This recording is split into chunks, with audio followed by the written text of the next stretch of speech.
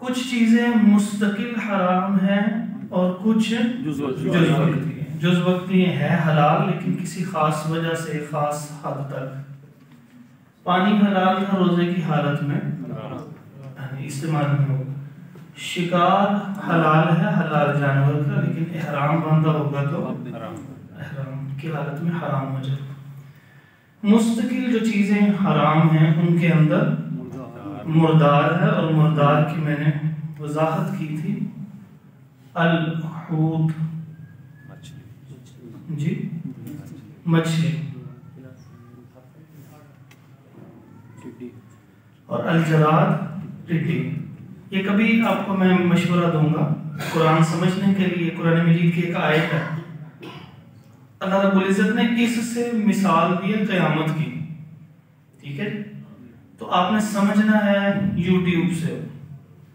کیسے یوٹیوب سے سمجھنا؟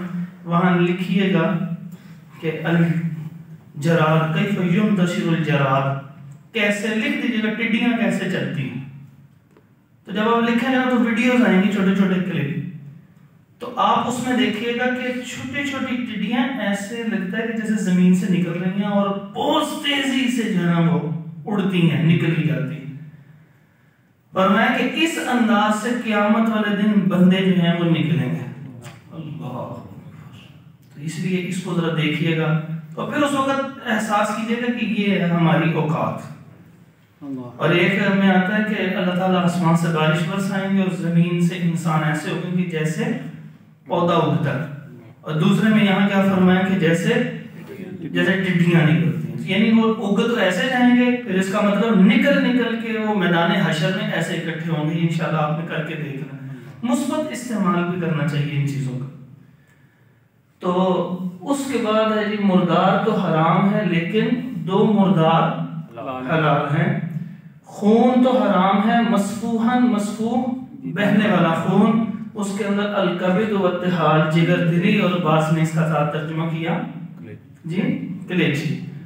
اس کے بعد واضح فرمایا کہ سور حرام ہے لیکن سور کے ساتھ لفظ کون سا بولا تھا جی لحم. اس کا بول کے مراد پورے کا پورا مکمل لیا.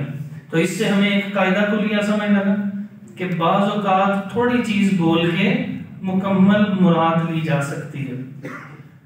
آگے کیا ہے جی احل لغیر اللہ جو اللہ تعالیٰ کے علاوہ کسی اور کے لیے نظر و نیاز کی جاتی ہے. تو اس سے بچنا چاہیے. اچھا اس کے بعد ہے جی اگلا پانچواں جو ہمارا اصول ہے وہ یہاں سے نیچے. اچھا جی پانچواں جو ہمارا اصول ہے کہ بتایا گیا ہے کہ نام لے کے بغیر کسی اصول کے نام لے کر حرام کر دیا گیا. مثلا وہ حرام کیا گیا ہے جیسے ایک مثال دیتے جاتے. گھریلو گدھا الحمر الاہلیہ گھریلو گدھا یہ حرام. ٹھیک ہے یہ حرام نام لے کے ہو گیا. اچھا اگلا کیا ہے کہ جس کے اصول دے دیے گئے ہیں. کچھ نام لے کے حرام کر دیے گئے کچھ اصول دے دیے گئے. اصول اس لیے ضروری تھے کہ ان اصولوں کے بغیر اگر ہم نام لینے کے ہی شریعت بتاتی تو افریقہ کے جنگلات میں اتنے پرندے ہیں کیسے سارے شریعت جو ڈکشنری تو نہیں بناتی. یہ بھی نام اصول بتاتے ہیں. چند ایک تو جو ہر جگہ پائے جائیں ان کی تو نام لے کے وضاحت ہو جاتی ہے. اور جو باقی شریعت نے کیا بتایا ہے اس کے اصول بتائے ہیں. میں 3 اصول صرف آپ کے سامنے ذکر کر رہا ہوں. فرمایا کل مسکر حرام ہر نشہ والی چیز جو ہے وہ حرام ہے. اچھا جی اب یہاں پہ یہ نہیں کہنا میں نے یہاں پہ سگریٹ کی مثال دینی نہیں ہے ابھی لیکن انشاءاللہ وہ آگے آتی ہے جو بات تو میں وہاں پہ ذکر کرتا ہوں ایک اور چیز میں. یہاں پہ نہیں ہم دیتے تاکہ کسی کو یہ شبہ نہ پیدا ہو جائے.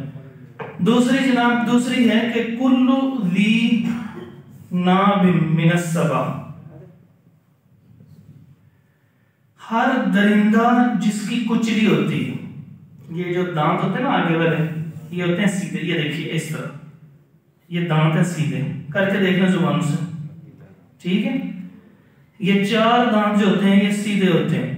اس کے بعد انسان کے بھی تھوڑی سی کچلی ہوتی ہے، ٹھیک ہے، ویسے نکیلے، جس جانور کے یہ نکیلے دانت ہیں وہ حرام ہیں. اب اصول کے مطابق سمجھ لیں.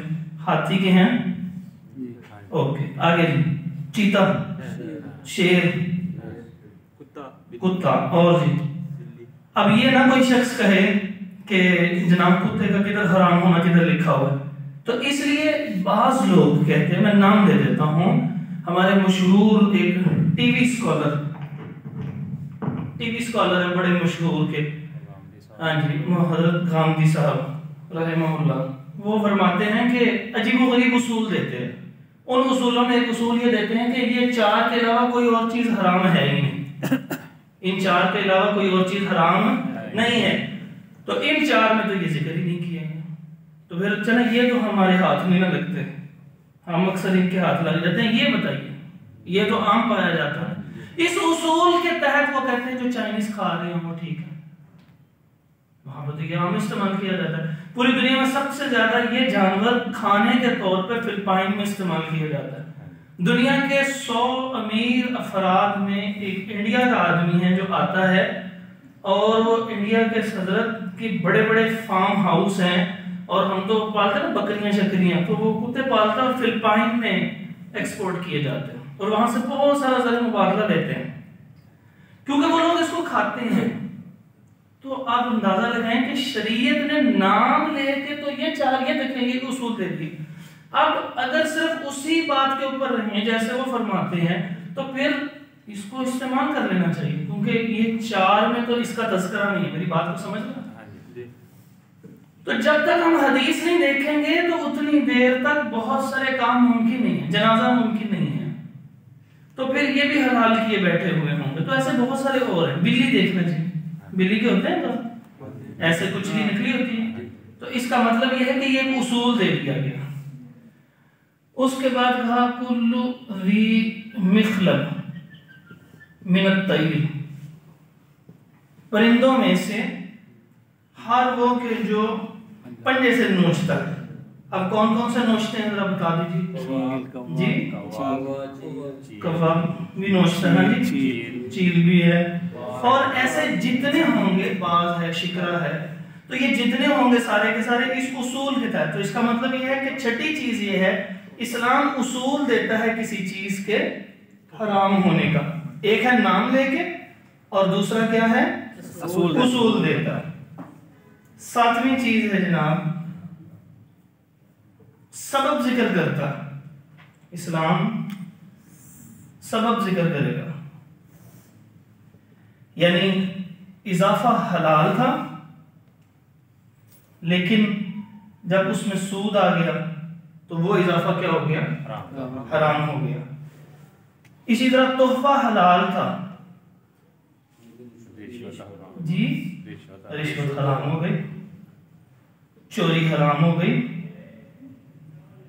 ٹھیک ہے نا. یعنی مال ایک جگہ سے دوسری جگہ جانا ہے، وہ تو صرف اضافہ آ رہا ہے نا. تو یہاں پر یہ چیزیں ساری حلال ہیں، لیکن اس میں ایک سبب آ گیا. اگر سود آ گیا تو وہ حرام ہو گیا، رشوت آ گئی تو وہ حرام ہو گیا، چوری آ گئی تو وہ حرام ہو گیا. اس کے بعد آخری ہے وہ چیزیں کہ جنہیں مارنے کا حکم ہے،